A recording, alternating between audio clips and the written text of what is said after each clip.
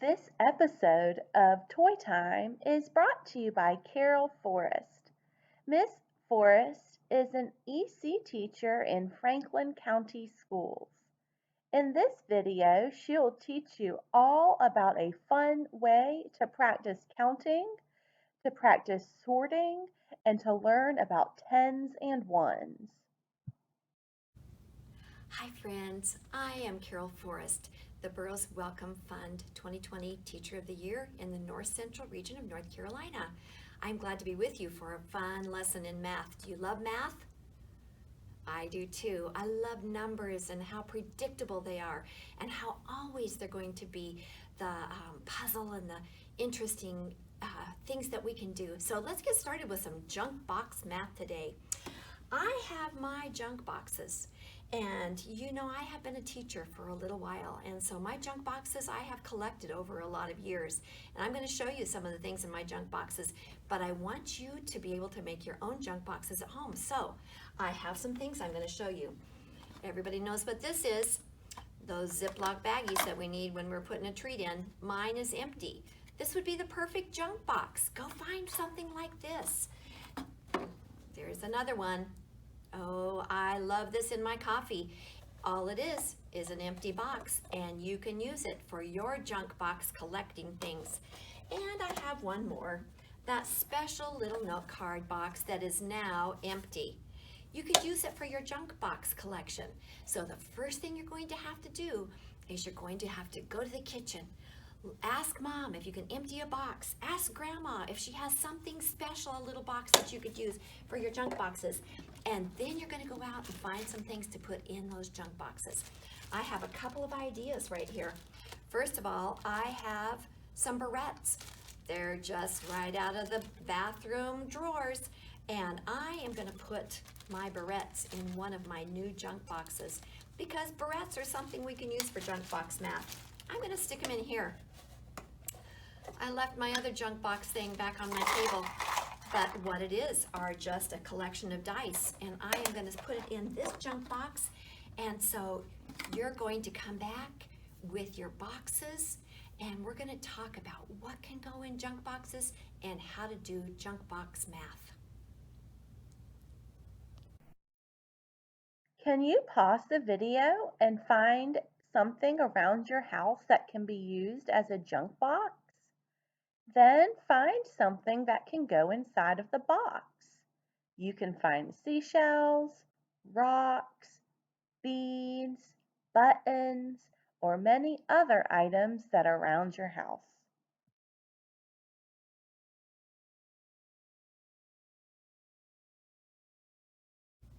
Welcome back. Did you find some junk boxes? I hope you did. I'm going to show you what I put in my junk boxes now, and then I'm going to show you some of the things that I have in junk boxes in case you want to keep developing your junk box collection. It's really fun to have a lot of different junk boxes because we can do a lot of math. So in my special box that used to be note cards, I now have my dice that I had forgotten back on the back table. Of course, you know every teacher has to have a little box of dice, so now I have them in my junk box. In my sandwich bag, I just got things out of my cupboards that we use for math all the time. Little counters, little manipulatives. You know what? You could probably find some of these things in the bottom of a toy box, or maybe even on the floor in your car. Put them in a junk box. Inside some of my junk boxes, I have nuts and bolts. And that would be a fun thing to stick in a junk box.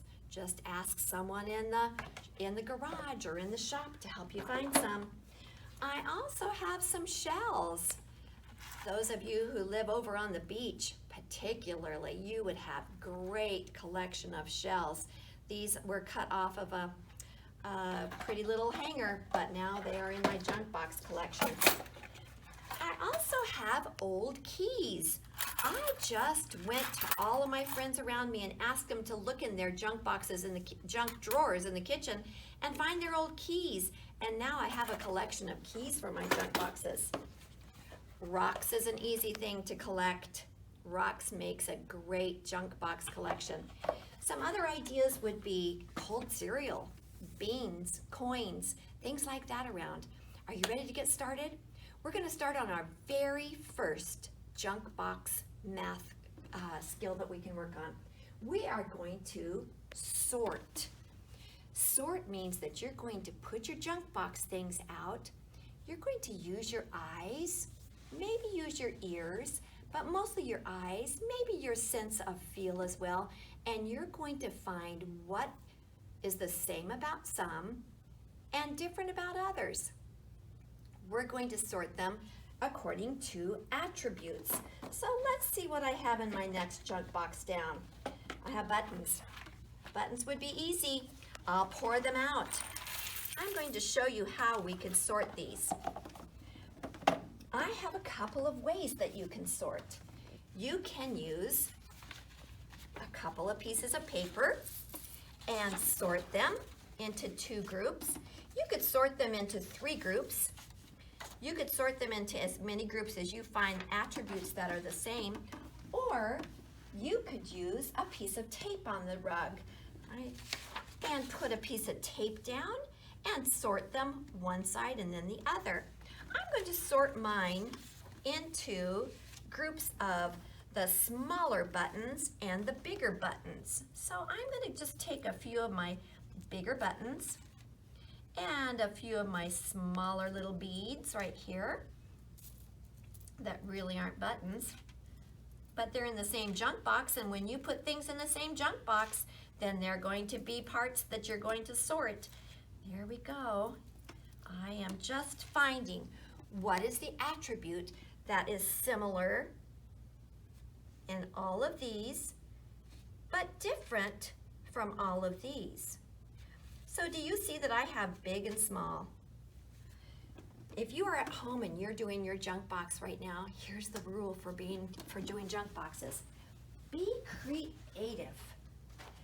Use your imagination and think, how can I sort this? Be creative and think, if I was doing my keys, what would I do? What are the attributes that are the same? After we sort, the next thing that we can do in math is to pattern. So I'm going to move these away, and I'm going to put out a new page, and I am going to make my pattern. Remember that when we read, we go left to right, top to bottom, left to right. That's the way we read and write math and our language. So I'm going to start on this side, which is your left, and I am going to make my pattern go this way. I am going to make an A-B pattern. So I'm going to take one from my A list and put it down, and then one from my B list.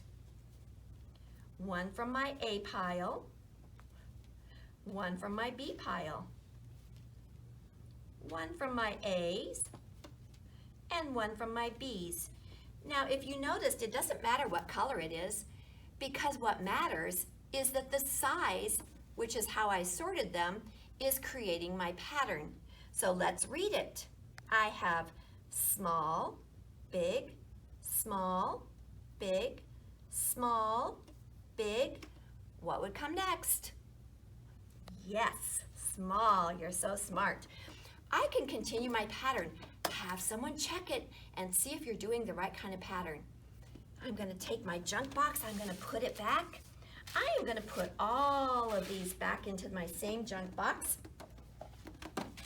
And I am going to use another one for the next skill that we're going to do. So if you need to take time right now to go find more boxes, find some more junk, go do it. Now that you got the hang of finding items for a junk box, take another minute to look around to find a couple more junk boxes and more items to go inside of it.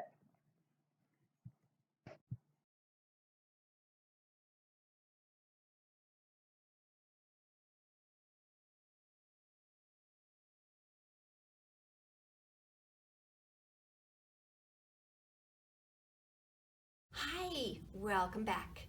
We're going to do our next thing with our junk boxes. But before we do, I want to show you, if you don't have paper at home where you can sort your junk box things, everybody could find a string. You could pull one out of your tennis shoe for just a little bit and stick it on the floor. So what you can do is find a string, and then you've got your 2 areas that you can sort.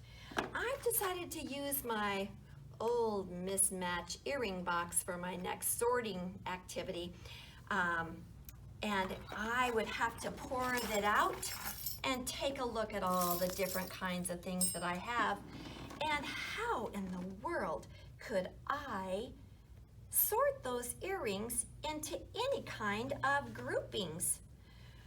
Well, not only am I going to have to be creative, but now I am going to need to investigate, and I'm going to have to look at the attributes of my junk boxes. So here I go, mathematician on the move, investigating and looking at attributes.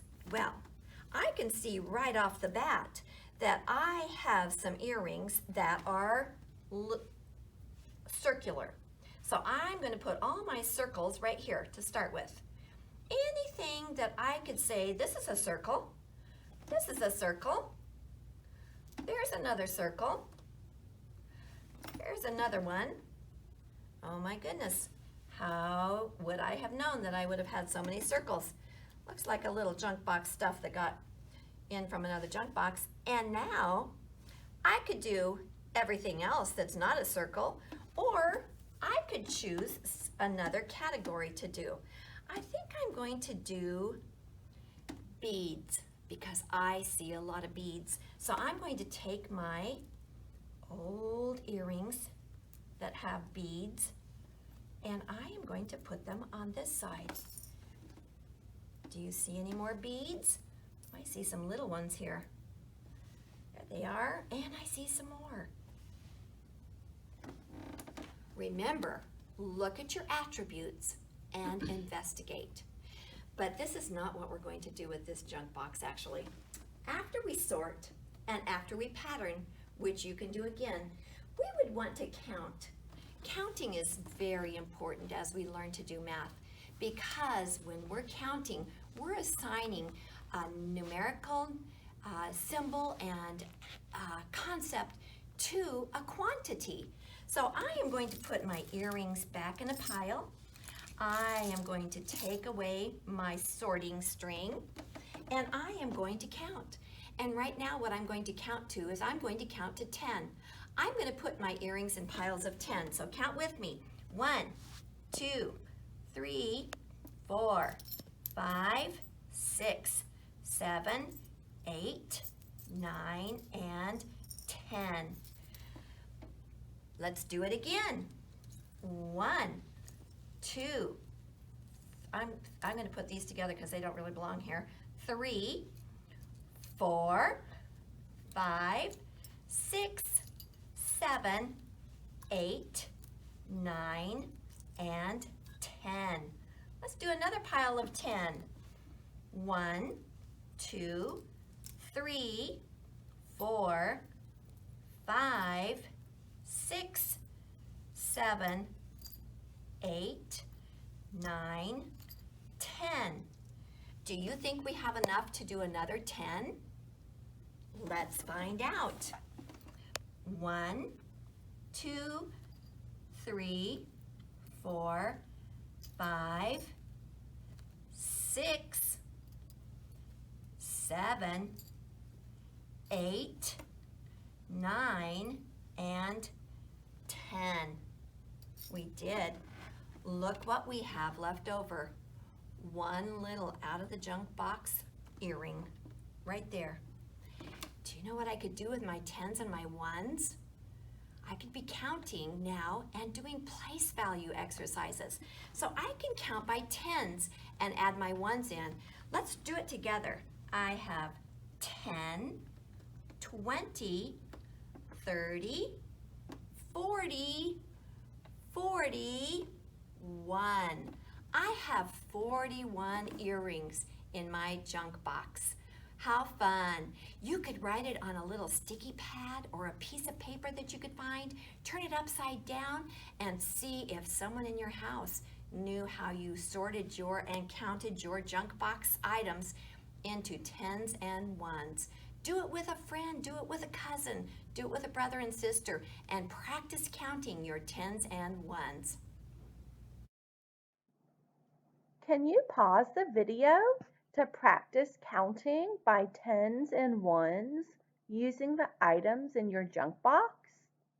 When you're finished with counting, then sort them based on other attributes.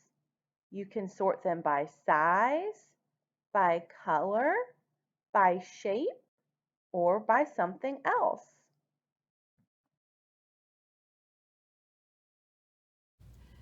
I hope you've enjoyed our junk box math today. Look at all the fun things you can stick in your junk box.